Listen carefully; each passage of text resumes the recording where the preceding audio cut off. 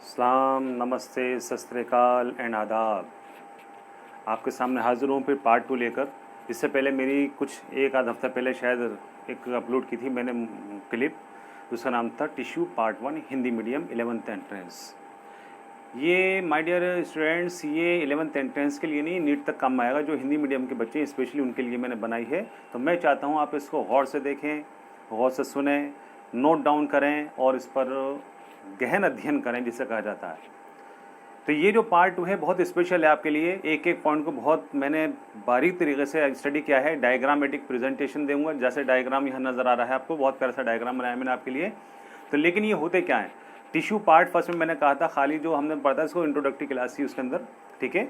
उसके अंदर हमने खाली सिर्फ क्या बताया था हमने बेटा जी, वो बजाते विभाज्यतक ऊतक, यानी कि मेरिस्टेमेटिक टिश्यूज़ क्या होते हैं, मेरिस्टेम भी कहते हैं उनको। तो ये विभाज्यतक ऊतक, विभाज्य ऊतक होता क्या है, तो विभाजन के जरिए होता क्या है कि मैंने कहा था पार्ट 1 में कि उसमें विभाजन के जरिए वृद्धि होती है, विकास होता है, डेवलपमेंट होता है, रिपेयरिंग होती है। आज जो पार्ट 2 में मैं इशू कर रहा हूँ उसमें ये है हमारे स्थायी ऊतक क्या होते हैं। दो तरह के पादप टिश्यू होते हैं, पादप ऊतक होते हैं। एक हमारे विभाज्यतक ऊतक, दूसरे होते हैं स्थायी ऊतक। तो स्थायी ऊतक का डिटेल आज मैं प्रोवाइड कर रहा हूँ, लेकिन सबसे पहले अब मैं आपको एक रिक्वेस्ट है मेरी इस्माइल के साथ कि जिन हजरात ने, जिन मेंबर ने, जिस स्टूडेंट ने इसको सब्सक्राइब नहीं किया है सब्सक्राइब कर दे, लाइक करें, शेयर करें और कमेंट्स भी ज़रूर करें। ये कमेंट्स आपके हमारे लिए बूस्टर की तरह काम करते हैं और हमें बड़ी खुशी होती है जब आपके कमेंट्स प्यारे प्यारे आते हैं।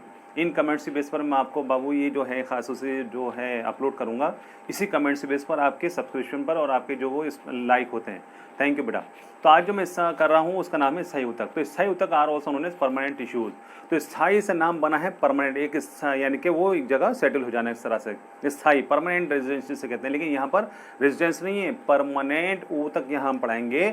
जैसे मैंने कहा है कि हमेशा मैं आपको नोट डाउन कराने की कोशिश करता हूँ, तो मैंने स्क्रीन पर लिया हुआ, इसका स्क्रीनशॉट ले लेंगे, अपने पास रखेंगे। तो एक लम्हा के लिए मैं हटता हूँ, इसका स्क्रीनशॉट ले लीजिएगा, फिर इसको देखते हैं आगे चल के, ठीक है। तो ये जो टिश्यू है हमारे बहुत स्पेशल प्रकार के हैं, इन्हें कहते हैं स्थायी ऊतक, परमानेंट टिश्यूज कहते हैं। तो इनकी आखिर पहचान क्या होगी, कितने तरह के होंगे, डायग्राम क्या होगा, मैं एक स्पेशल टिश्यू उसके अंदर और पढ़ाऊंगा आपको। तो आई थिंक आप लोगों ने इसका स्क्रीनशॉट ले लिया होगा, इसको स्पेशल लिख लेना बेटा, आपके पास बहुत काम आएंगे सारे नोट्स। ये 11th एंट्रेंस नहीं, 11th क्लास तक में, 11th क्लास में नहीं, ख़ास तौर से जो हिंदी मीडियम के बच्चे हैं नीट करते हैं उनके लिए भी बहुत ज़रूरी मैंने स्पेशल बना रहा हूँ बेटा, याद रखिएगा, ठीक है। तो जैसे मैं हमेशा कहता हूँ कि स्पेशल लिखता हूँ तो आपके देखिएगा बेटा, बड़ी बड़ी राइटिंग में लिखा है, मेरा बहुत बड़ा बोर्ड है, लेकिन होता क्या है कि मैं आपको ये वजह से क्या करता हूँ, उसमें छोटे छोटे से कमेंट्स लिखता हूँ जिससे आपको आसानी से याद हो जाए। तो पहला पॉइंट देते हैं, सभी स्थायी ऊतक का निर्माण विभाज्यतक ऊतक द्वारा होता है। भाई ये कैसे पॉसिबल है, क्या ये संभव है कि हमारे जितने भी ऊतक होते हैं उनका निर्माण विभाज्यतक से होगा? बिल्कुल एब्सोल्युटली करेक्ट, एग्जैक्टली करेक्ट जिसे हम कहते हैं। इसका रीज़न क्या है कि सबसे पहले विभाजन ही होगा। जैसे हमारे यहाँ होता है बेटा, देखो आपको एक छोटा सा हिंट देता हूँ, जनन के अंदर चल रहे हैं थोड़ा सा हम लोग, चाहे पादपों में चाहे इंसानों के अंदर हो। तो जनन के अंदर हम देखते हैं, वहाँ पर देखेंगे जनन में सबसे पहले एक शुक्राणु, एक अंडाणु, एक स्पर्म, एक ओवम मिलता है, दोनों आपस में फ्यूज करते हैं, जाइगोट का निर्माण होता है। जाइगोट के अंदर फिर आंतरिक जो होते हैं कोशिकाएं विभाजित होती हैं, उसे क्लीवेज कहते हैं इंग्लिश के अंदर। तो अंदर वाला पार्ट उसमें टूटता है बेटा, टूटने के बाद में क्या होगा कि उसके अंदर जो कोशिकाओं की संख्या धीरे धीरे बढ़ती है। तो विभाजन के जरिए अब हमारे क्या थे, देखो ना तो शुक्राणु के अंदर कोई बाल है, ना हड्डी है, ना दिमाग है, ना आँखें, नथिंग, और एक कोशिकीय होता है हमारा जो स्पर्म होता है। सेम है जैसे हमारे यहाँ ओवम अंडाणु होता है, जिसके अंदर होता क्या है ना, उसमें हड्डी ना कुछ भी नहीं होता, लेकिन फिर भी क्या कि इतनी उसमें जीन्स इन्फॉर्मेशन पाई जाती हैं कि हमारी जटिल बॉडी को उसके अंदर जीन्स पाए जाते हैं जो क्या कहते हैं इन्फॉर्मेशन को लेके जाते हैं। और फिर क्या कहते हैं, जब विभाजन होता है तो विभाजन होता रहता है, धीरे धीरे धीरे विभाजन बढ़ता रहता है। उसमें से फिर क्या होता है, हमारे अंग बनते हैं, अंग का आंतरिक अंग बनेंगे। सबसे पहले अंग जो बनता है हमारे में, जनन नहीं पढ़ा हो लेकिन इन्फॉर्मेशन दे रहा हूँ कि विभाजन के जरिए कैसे होता है। तो जब विभाजन होगा तो सबसे पहले जो हमारी बॉडी के अंदर, इंसान की बॉडी में जो पहला ऑर्गन बनता है उसका नाम है हृदय। प्यारा सा दिल, धड़कता हुआ दिल, धक धक करता हुआ दिल जो होता है, 1 महीने के बाद बन जाता है। इन्फॉर्मेटिव है, नीट के लिए भी काम आएगा, कॉम्पिटिटिव पॉइंट है, याद रखिएगा बेटा। तो सबसे पहला ऑर्गन जो बनेगा वो हमारा हृदय बनता है, दिल बनता है 1 महीने के बाद। देन धीरे धीरे ऑर्गन बनते हैं। तो किसके जरिए बना? विभाजन। अगर विभाजन नहीं होता माय डियर तो ये हृदय भी नहीं बनता। तो ऐसे ही जैसे शरीर के अंदर इन्फॉर्मेशन गई थी, जीन्स गए थे, जिन इन्फॉर्मेशन लेके गए और हमारी कोशिकाओं का निर्माण करना प्रारंभ किया, सेम इसी तरह से पहले विभाजन होगा, विभाजक ऊतक होता है वो, और क्या करेगा, धीरे धीरे धीरे दूसरे ऊतकों का निर्माण करता है। सेम इसी तरह से बेटा क्या करेगा, जितने भी स्थायी ऊतक होते हैं उनका निर्माण कौन करेगा? विभाजक ऊतक करेगा। पॉइंट समझ में आ गया होगा मैं जो कहना चाह रहा हूँ बेटा। दूसरा पॉइंट, विभाजन क्षमता समाप्त हो जाती है। स्थायी ऊतक जो होते हैं खासतौर से क्या होगा, स्थायी हो गए ना, तो उसके अंदर क्या होती है, विभाजन क्षमता पहले तो पाई जाती है, लेकिन धीरे धीरे शिने शिने क्या होगा, उसमें विभाजन क्षमता समाप्त होती चली जाती है। और आप जानते हैं विभाजन क्षमता समाप्त हो स्थायी ऊतक बन जाता है, ठीक है। और दूसरा पॉइंट देखेंगे स्थायी ऊतक का, सेल्स वृद्धि करके परिपक्व हो जाता है। वृद्धि का मतलब क्या होता है, विकास जो हमारे यहाँ बहुत होता है, जैसे हमारी बॉडी में हमेशा विकास होता रहता है, ठीक है। तो ये विकास होता क्या है, डेवलपमेंट जो होता है, विकास के आधार पर जैसे कोशिका में भी पूरा विकास हो जाता है, उसके अंदर क्या होगा बेटा जी, विभाजन क्षमता समाप्त हो जाती है, ध्यान में रखिएगा, ठीक है। और वो क्या हो जाएंगे, परिपक्व यानी मैच्योर हो जाती हैं, जवान हो जाती हैं, ओके। उसके बाद देखेंगे इंपॉर्टेंट पॉइंट है, इसकी जितनी भी कोशिकाएं होंगी, किसकी, स्थायी ऊतक की, क्या होगा देखेंगे बेटा, सभी से जीवित तथा मृत दोनों प्रकार की होती हैं।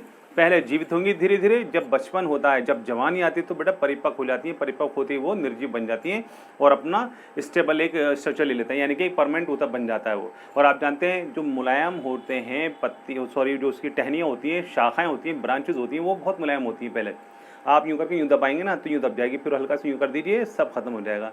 लेकिन इतना मोटे तने को आप दबा के दिखा दें, क्यों नहीं दबेगा, क्योंकि वहाँ पर बेटा स्टेबिलिटी आ गई, वहाँ पर विकास हो गया, उसमें डेवलपमेंट हुआ, कोशिकाओं को विभाजन होता जा रहा है, रेगुलर विभाजन हो रहा है, और क्या हो रहा है वहाँ पर बेटा ऐसा तो बनते जा रहा है। तो पहले जीवित कोशिकाएं होंगी, देन आफ्टर नॉन लिविंग हो जाती है बेटा जी, परिपक्वता के साथ। और खास बात, एक खास बात और, जिसमें जो होता है एक बहुत 2-3 पॉइंट मैंने बताने हैं, स्पेशल इसमें लिखा भी नहीं, मैं आपको बता दूं, जितने भी पादप कोशिकाओं के अंदर ऊतक होते हैं, जहाँ भी हमारे एक अल्फाज याद रखना कि अगर उसकी सेल वॉल पतली है, कोशिका भित्ति पतली होती है, तो हमेशा याद रखिएगा बेटा वो जीवित कोशिकाएं होंगी। Always remember, point to be noted, हर वो कोशिका भित्ति जहाँ पतली होगी वहाँ पर विभाजन क्षमता 100% पाई जाएगी, इस पॉइंट को याद रखेगा। और जैसे ही कोशिका भित्ति सेल वॉल थिक हो जाती है, विभाजन क्षमता लॉस हो जाती है, समाप्त हो जाती है। तो यहाँ पर क्या होता है कि सेल वॉल जो होती है, अब सेल वॉल डिस्कस नहीं करना है, cell wall is made up of cellulose, यानी कि कोशिका भित्ति का निर्माण सेलुलोज के द्वारा होता है, मैं बता चुका हूँ इससे पहले वाले पार्ट में, ठीक है। तो कोशिका भित्ति कैसे होगी बेटा, दो होगी, क्या होगी, पहले पतली होगी, बाद में मोटी आती है। जब ये बचपन होता है, शुरुआत की होती है कोशिकाएं, तो उसमें क्या होता है, पतली कोशिका भित्ति होती है, लेकिन जैसे ही उसमें क्या होगा बेटा, परिपक्वता आएगी, विभाजन पूरा हो जाएगा, दे बिकम, ठीक है, थिक, तो इसकी सेल वॉल क्या होगी बेटा, मोटी हो जाती है। अब क्या करते हैं, एक पॉइंट और लिखा नहीं मैंने इसके अंदर, याद रखिएगा, इनमें प्रोटोप्लाज्म यानी प्रोटोप्लास्ट उपस्थित होता है। इट मीन्स इसमें बेटा न्यूक्लियस भी होगा और साइटोप्लाज्म भी होगा। हर वो कोशिका जिसके अंदर बेटा केंद्रक होगा, साइटोप्लाज्म होगा, हर उस कोशिका को हम जीवित कोशिका बोलेंगे। और दूसरी बात, उस दोनों को मिलाकर कोशिका द्रव यानी कोशिका द्रव और यानी कि साइटोप्लाज्म, और दूसरा केंद्र यानी न्यूक्लियस। जब केंद्रक और न्यूक्लियस दोनों मिल जाते हैं, सॉरी केंद्रक और साइटोप्लाज्म दोनों मिल जाते हैं, तब जाकर प्रोटोप्लाज्म बनता है। तो इन कोशिकाओं में प्रोटोप्लाज्म भी पाया जाएगा, ओके। उसके बाद में देखेंगे बेटा, यहाँ बहुत प्यारा सा पॉइंट है, निम्न प्रकार के होते हैं। ये जो हमारे स्थायी ऊतक है कितने प्रकार का, आपके सिलेबस के अकॉर्डिंग लिखा है यहाँ पर बेटा, 2 तरह का लिखा है मैंने लाल कलर से, तीसरा लिखा है स्पेशल मैंने, विशिष्ट। तो पहला जो होता है वो सरल स्थायी ऊतक होता है, जिससे हम कहते हैं सिंपल परमानेंट टिश्यूज कहते हैं बेटा। दूसरा होता है जटिल स्थायी ऊतक, उसे हम कॉम्प्लेक्स परमानेंट टिश्यूज कहते हैं। इसके मैं आगे वाले पार्ट में आपको पूरा एक्सप्लेनेशन दूंगा। मेरी हर वीडियो को देखते रहिएगा, अगर एक बीच में लिंक टूट गया तो बहुत कुछ निकल जाएगा आपके पास से बेटा, याद रखिएगा, ठीक है। तो अब तीसरा स्पेशल जो आउट ऑफ सिलेबस है, ये नीट के लिए भी काम आएगा, बीएससी तक काम आएंगे नोट्स, अगर आप ढंग से पढ़ लेंगे बीएससी तक नोट्स काम आएंगे। 11th एंड से बहाना है, लेकिन मुझे आपकी नॉलेज को बढ़ाना है। अरे वाई तो शेयर हो गया, खैर। तो ये तीसरा होगा विशिष्ट ऊतक, स्पेशल टाइप ऑफ टिश्यूज कहलाते हैं। इसको मैं अलग से पढ़ाऊंगा, बिल्कुल अलग से पढ़ाऊंगा, इसको आप जरूर देखिएगा इससे अगले पार्ट को, ठीक है। मौका मिला तो इसमें दे दूंगा, अदरवाइज क्या होता है कि जो इन्फॉर्मेशन इसमें मिल जाएगी आपको, नहीं तो फिर अगला जो पार्ट 3 आएगा इसका टिश्यू का, एनिमल प्लांट टिश्यू का, तो उसमें वहाँ इन्फॉर्मेशन इंशाल्लाह प्रोवाइड करूंगा। तो देखते हैं सबसे पहले हमारा कौन सा है, सरल स्थायी ऊतक। तो यहाँ लिखा है सरल स्थायी ऊतक, हमने शुरू कर दिया है। इसके सबसे पहले देखते हैं गुण क्या होते हैं इन कोशिकाओं के, उनकी पहचान कैसे करेंगे हम, ठीक है। तो एक एक छोटी छोटी वीडियो बनाऊंगा 10-15 मिनट की, उससे क्या है आपका आसानी से दिख भी जाए और आपको इन्फॉर्मेशन मिल जाए। नोट डाउन करते रहिएगा। सारे दिमाग की खिड़कियां, दरवाजे जितने भी हैं, सारे गुर्दा, कलेजी, फेफड़े सब मेरी मूवी की तरफ रखिएगा, अदरवाइज बेटा मिस हो जाएगा। मिस होने का मतलब है एक एक क्वेश्चन एंट्रेंस के अंदर, कॉम्पिटिशन के अंदर हमेशा याद रखना बेटा, बहुत कीमती होता है। जैसे कहते हैं ना, कभी कभी छोटी छोटी चीज़ बहुत ज़्यादा नुकसान दे जाती है। तो किसी ने कहा कैसे, तो उसने बड़े प्यार से जवाब दिया, सुई पर बैठ कर देखिए, अपना पता लग जाएगा कितने बेटा छोटी छोटी चीज़ इंसान को नुकसान देती है। तो सुई याद रखेगा, छोटा क्वेश्चन, एक एक क्वेश्चन जैसे यहाँ पर है ना, सुई बहुत घातक हो जाती है इंसान के लिए, सुई पर बैठ कर देखो, ऐसे बेटा हर एक क्वेश्चन आपके लिए बहुत कीमती होता है। तो पता लगेगा कि ऐसा ना हो काश हम ये पढ़ लेते तो आपका क्वेश्चन रह जाता, फिर याद हो जाता, कर लेते तो फिर बेटा फिर तो गड़बड़ हो जाती है। चलिए खैर, पहला पॉइंट इसमें देते हैं हम लोग, क्या है सरल स्থাयी ऊतक का पहला पॉइंट, इंपॉर्टेंट पॉइंट, इन ऊतकों की सेल्स की रचना एक समान होती है। बहुत इंपॉर्टेंट पॉइंट है, ये क्वेश्चन बहुत बार आया है, 11th एंड्स में बहुत बार आया है और नीट तक में भी आप देखेंगे जरूर मिल जाएगा, ठीक है, और अदर कॉम्पिटिशन में भी काम आता है। इन कोशिकाओं की हम यहाँ डायग्राम देखिए, मैंने बड़ा प्यारा सा डायग्राम आप लोगों के लिए बनाया, देखेंगे बेटा। तो ये ऊतक के अंदर कोशिकाओं का जो आकार रचना है एक समान तकरीबन लगती है, बिल्कुल मैं शेप नहीं बनाया एक जैसा, बिल्कुल इसका मीन्स ये है कि आइसोडायमेट्रिक कहते हैं, इनका व्यास जो होगा तकरीबन एक जैसा होगा, छोटी मोटी हल्की फुल्की बड़ी हो जाती हैं, इतनी भी नहीं है कि मतलब बिल्कुल एक इतनी बड़ी कितनी छोटी सी आइडिया लगा सकते हैं हम लोग। तो इनकी जो जितनी भी रचना होगी सबकी तकरीबन एक संरचना होती है, उन्हें कहते हैं आइसोडायमेट्रिक होते हैं। सबसे बहुत इंपॉर्टेंट पॉइंट है, याद रखिएगा। नेक्स्ट, इन सेल्स की जीवित तथा मृत कोशिकाएं दोनों प्रकार की होती हैं, जिसमें बता चुका हूँ। पहले जीवित होती हैं, जैसी परिपक्व आएगी, जवान हो जाएंगी, मैच्योर हो जाएंगी, देन उसके अंदर क्या होगा बेटा, वो मृत हो जाती है। नेक्स्ट वही पॉइंट, कोशिका भित्ति पतली तथा मोटी होती है, वही जैसे मैंने बता चुका हूँ कि इसकी कोशिका भित्ति पॉइंट है सारे, ये मत सोचना कि नहीं है, ऊपर वाले पॉइंट्स को ही थोड़ा धीरे से इसमें चेंज होती रहेगी, ठीक है। इसके अलावा क्या होगा देखेंगे बेटा, विभाजन क्षमता जीवित कोशिकाओं में पाई जाती है। आपको मैं बता दूं, जब भी कोशिका भित्ति पतली होगी विभाजन क्षमता पाई जाएगी, कोशिका भित्ति मोटी हुई देन आफ्टर उसमें क्या होगा बेटा, जानते हैं, विभाजन क्षमता समाप्त हो जाती है। तो इसमें कोशिकाएं कौन सी होंगी, मोटी भी होंगी, जीवित भी होंगी, निर्जीव भी होंगी। कोशिका भित्ति पतली होगी तो विभाजन क्षमता पाई जाएगी, ठीक है, जैसे यहाँ लिखा है, विभाजन क्षमता जीवित कोशिकाओं में उपस्थित तथा निर्जीव कोशिकाओं में अनुपस्थित हो जाता है। इस प्रकार छोटे छोटे से पॉइंट्स बहुत इंफॉर्मेटिव थे, मैं आपको प्रोवाइड किए हैं, इसको याद रखिएगा बेटा, ठीक है। तो इस तरह से हम यहाँ पर हम देते हैं, अभी ये तो सिर्फ इन्फॉर्मेशन थी, अभी शुरुआत तो है नहीं, इब्तदाए इश्क है, रोता है क्या, आगे आगे देखिए होता है क्या, अभी तो बहुत कुछ है मेरे दोस्तों, जाइएगा नहीं, फिल्मों भी वाकई है, बहुत सारी कॉम्पिटिशन निकालना है आपको इंशाल्लाह, ठीक है, तो तैयार रहिएगा, ठीक है। तो अब देखते हैं इसके अंदर, तो ये जनरली इन्फॉर्मेशन थी कि इसकी सरल स्थायी होते हैं, अब देखते हैं इसके प्रकार कितने होते हैं, कितने तरह की होती है। मैं हिंदी मीडियम में स्पेशल बना रहा हूँ, स्पेशल डिमांड पर, मेरा दिल तो इंग्लिश में चाह था लेकिन बच्चों की डिमांड बहुत है बेटा, इसलिए मैं आपकी वजह से यूपी बोर्ड, बिहार बोर्ड के बच्चों की स्पेशल मैंने बेटा डिमांड पर बनाया है, और जो जहाँ भी हिंदी बोर्ड होगा इसके अलावा, ठीक है, उनके लिए मैंने स्पेशल बनाया। तो याद रखिएगा बेटा, हिंदी मीडियम के लिए स्पेशल बना रहा हूँ, हिंदी मीडियम में, याद रखिएगा, ओके, बहुत महत्वपूर्ण ये। अब इसके देते हैं टाइप के होते हैं, तो हमारे स्थायी होते हैं 3 भाग में विभाजित होता है बेटा, ठीक है। इसमें तो भाग जो है ना बार बार पढ़िएगा, मैंने कहा है जो भी टिपिकल अल्फाज हो, जैसे आइसोडायमेट्रिक एक अल्फाज आ गया, आपको उसको 5 टाइम्स रिवाइज करना है, 5 बार उसको दोहराइए, 5 बार आइसोडायमेट्रिक आइसोडायमेट्रिक आइसोडायमेट्रिक, कभी कभी याद हो जाता है, बैठे बैठे कीजिएगा, अभी कभी याद हो जाएगा, ठीक है। इसके 3 प्रकार होते हैं, कौन कौन से, मृदूतक ऊतक, ये आपने नाम हिंदी में पढ़ा है, इंग्लिश में भी बताऊंगा, सामने लिखा हुआ वैसे, स्थूल कोण ऊतक और दृढ़ोतक ऊतक, दृढ़ता जिसमें पाई जाती है, स्थूल अलग है और मृदुत्व का ऊतक अलग है। तो यहाँ देखेंगे बेटा जी 3 प्रकार हो गए, कौन कौन से बेटा जी देखेंगे हम यहाँ। पहला है हमारा पेरेन्काइमा, मृदुत्व को बोलते हैं पेरेन्काइमा, स्थूल कोण को हम बोलते हैं बेटा जी कोलेनकाइमा, और दृढ़ोतक ऊतक को बोलते हैं स्क्लेनकाइमा। तो ये 3 प्रकार हैं, इन तीनों का भी कभी याद करें बेटे बेटे, पेरेन्काइमा, कोलेनकाइमा, स्क्लेरेनकाइमा, मृदुतक, स्थूल कोण और दृढ़ोतक। ये हिंदी के शुद्ध अल्फाज हैं, ऐसा लगता है मैं संस्कृत बोल रहा हूँ लेकिन मजबूरी है मेरी हिंदी मीडियम के लिए, इंग्लिश के अल्फाज भी आपको प्रोवाइड कर रहा हूँ बेटा जी, और इंग्लिश मीडियम के भी प्रोवाइड कर रहा हूँ। तो पहला है, शुरू करते हैं मृदुतक ऊतक, यानी कि पेरेन्काइमा टिश्यू होता क्या है।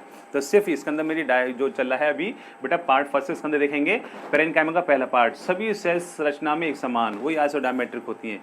यहाँ डायग्राम देखेंगे, डायग्राम पूरे का पूरा आपके सामने देखेंगे। इसमें बेटा, इसमें जो रेड कलर से मैंने बनाया है उसे हम कहते हैं केंद्रक, यानी कि न्यूक्लियस कहते हैं। दूसरा है, इन कोशिकाओं के बीच में जो जहाँ मेरी फिंगर लगी हुई है, जहाँ जहाँ मैं फिंगर लगा रहा हूँ, अपनी उंगली लगा रहा हूँ, इसको कहते हैं अंतरकोशिकीय स्थान।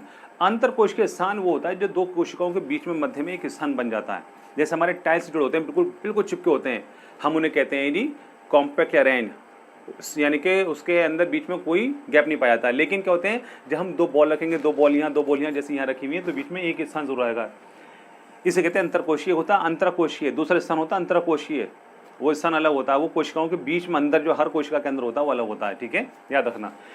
नेक्स्ट इसमें देखेंगे, यहाँ पर बेटा आंखें से पाई जा रही है, ये रेड कलर के साथ में जो गैप है बीच में चमक रहे होंगे आपको, उसे कहते हैं हम लोग वैक्यूल, यानी कि रिक्तिका कहते हैं। रिक्तिका में हमारे क्या भरा होता है जानते हैं, सेल से भरा होता है, जो जब जब कोशिकाओं का आवश्यकता होती है वहाँ पर उन कोशिकाओं को बेटा जी अपने क्या कहते हैं, ये पोषक पदार्थ प्रदान करता है, जो हमारा रिक्तिका होती है। इसकी बाहर की परत जो होती है टोनोप्लास्ट कहलाती है। जब हम सेल पढ़ाएंगे पूरे डिटेल देंगे, तो एक एक मैं क्या करूँगा, एक एक पार्ट, फर्स्ट पार्ट, 4-5 जो भी पार्ट बनेंगे उस पार्ट के हिसाब से मैं वीडियो अपलोड करता हूँ एक एक चैप्टर पूरा। अब मैं बीच में टुकड़े टुकड़े नहीं करूँगा। अब मेरा वादा है आपसे, हिंदी मीडियम हो चाहे इंग्लिश मीडियम हो, जब भी करूँगा सीक्वेंस में आएंगे सारे के सारे पार्ट। ये मेरा वादा है आपसे। इस तरह से बस प्यार से स्माइल तो पास कर दीजिए यार। अब मैं पूरे चैप्टर आपको प्रोवाइड करने वाला हूँ। थैंक यू बेटा।